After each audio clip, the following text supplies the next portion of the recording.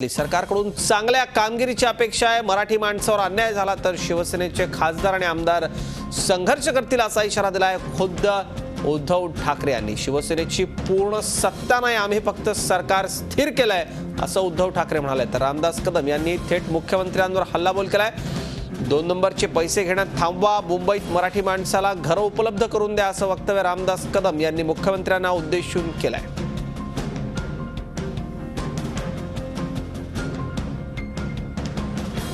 आणि या सगळ्यामुळे शिवसेना मनानं सरकारात सामील नाही हे अगदी स्पष्ट झालेलं आहे। उद्धव ठाकरेंनी सरकारला बाळकडू पाजलेत। शिवसेनेची पूर्ण सत्ता नाही, आम्ही केवळ सरकार स्थिर केलंय असं म्हणतात शिवसेनेचे पक्षप्रमुख उद्धव ठाकरे। एकूणच या सगळ्याला किनारा येते येत्या स्थानिक स्वराज्य संस्था निवडणुकांची देखील। सत्तेत जो वाटा मिळालाय त्यानं शिवसेना समाधानी नाही याचं हे स्पष्ट द्योतक आहे। काय म्हणाले उद्धव ठाकरे ऐकूया।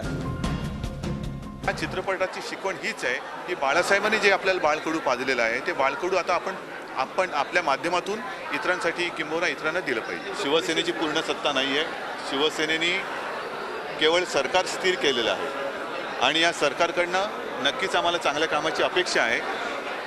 चांगली कामं झाली तर नक्कीच त्याचं स्वागत आम्ही करू, परंतु तुम्ही जो प्रश्न विचारला आहे त्याच्यासाठी मराठी माणसाच्या न्याय हक्कासाठी सरकारच्या दरबारात आम्ही आमचे आमदार आणि शिवसेनेचे खासदार हे नक्की संघर्ष करतील जर करण्याची वेळ आली तर।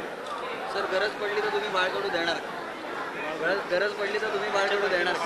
बाळकडू देण्याचं बाळकडू हे मला बरोबर मिळालेलं आहे आणि कोणाला कोणत्या भाषेत बाळकडू द्यायचं मला वाटतं आत्तापर्यंत मी तसं देत आलेलो आहे आणि यापुढे सुद्धा जशी भाषा वापरण्याची आवश्यकता असेल त्या भाषेत मी देईन। शिवसेना प्रमुख जे सांगतायत ते ऐकावं, पुन्हा मुंबईचा ताबा घ्यावा असं या चित्रपटाच्या माध्यमातून जे सांगितलं आहे त्यातून निश्चितपणे मराठी माणूस शिकेल।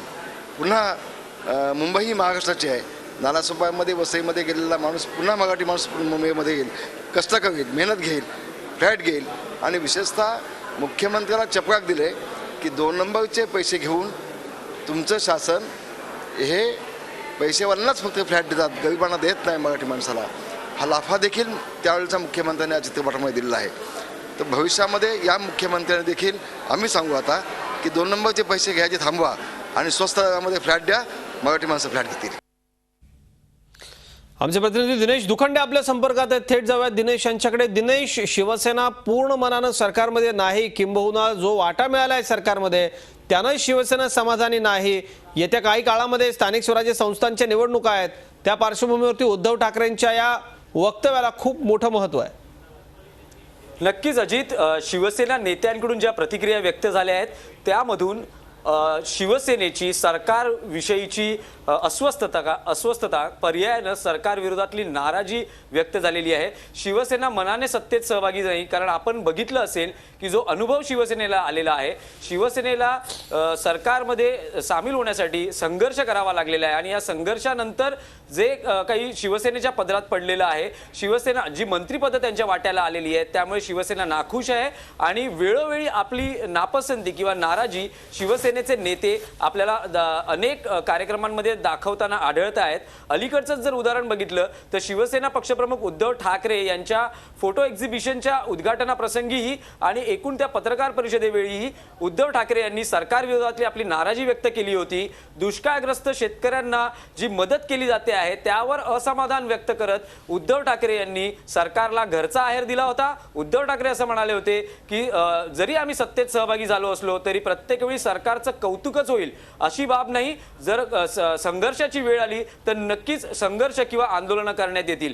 सध्या सर्वात महत्त्वाचा मुद्दा आहे भाजपने जो मुद्दा हाती घेतलेला आहे। लोकसभा आणि विधानसभा निवडणुकीत भाजपची महाराष्ट्रातली ताकद वाढलेली आहे आणि त्यानंतर आता भाजपचं लक्ष आहे मुंबई महापालिका आणि या मुंबईच्या आजूबाजूच्या सुद्धा महापालिका आहेत त्यामध्ये एक हाती सत्ता स्थापन करणं आणि ते लक्ष्य गाठण्याच्या दिशेने भाजपची सुरुवात झालेली आहे। साहजिकच शिवसेना अस्वस्थ झालेली आहे आणि एकूणच या भाजपच्या रणनीतीला छेद देण्यासाठी शिवसेनेकडूनही रणनीती आखली जाते आहे आणि त्याच रणनीतीचा भाग म्हणून सरकारवर दबाव ठेवण्यासाठी ही नापसंती आहे ती वेळोवेळी दर्शवली जाते आहे। दिनेश, अगदी खरं आहे, आपण केलेलं हे सगळं विश्लेषण आणि ज्या पद्धतीनं झगडावं लागलंय शिवसेनेला सरकारमध्ये येण्याकरता, खरंच शिवसेना मनातून खुश नाही हे अगदी नक्की आहे. धन्यवाद या माहितीकरता दिनेश आपले. आणि आपण पुन्हा एकदा ऐकूयात काय म्हणालेत उद्धव ठाकरे. या चित्रपटाची शिकवण हीच आहे की बाळासाहेबांनी जे आपल्याला बाळकडू पाजलेलं आहे ते बाळकडू आता आपण आपल्या माध्यमातून इतरांसाठी किंबहुना इतरांना दिलं पाहिजे. शिवसेनेची पूर्ण सत्ता नाही आहे.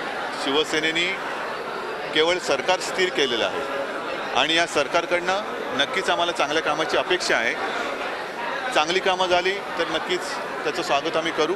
परंतु तुम्ही जो प्रश्न विचारला आहे त्याच्यासाठी मराठी माणसाच्या न्याय हक्कासाठी सरकारच्या दरबारात आम्ही आमचे आमदार आणि शिवसेनेचे खासदार हे नक्की संघर्ष करतील जर करण्याची वेळ आली तर.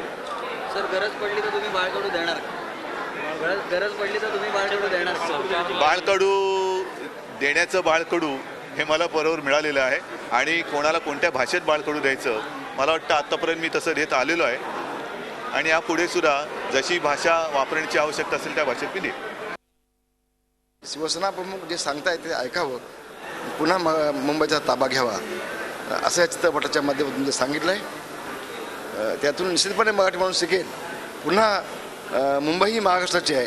नालासोपामध्ये वसईमध्ये गेलेला माणूस पुन्हा मराठी माणूस मुंबईमध्ये येईल, कष्ट करेल, मेहनत घेईल, फ्लॅट घेईल आणि विशेषतः मुख्यमंत्र्याला चपराक दिले की 2 नंबरचे पैसे घेऊन तुमचं शासन हे पैसेवाल्यांनाच फक्त फ्लॅट देतात, गरिबांना देत नाही मराठी माणसाला.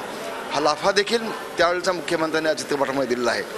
तर भविष्यामध्ये या मुख्यमंत्र्यांनी देखील आम्ही सांगू आता की 2 नंबरचे पैसे घ्यायचे थांबवा आणि स्वस्त दरामध्ये फ्लॅट द्या, मराठी माणसं फ्लॅट घेतील. झी 24 तास रहा एक पाऊल पुढे.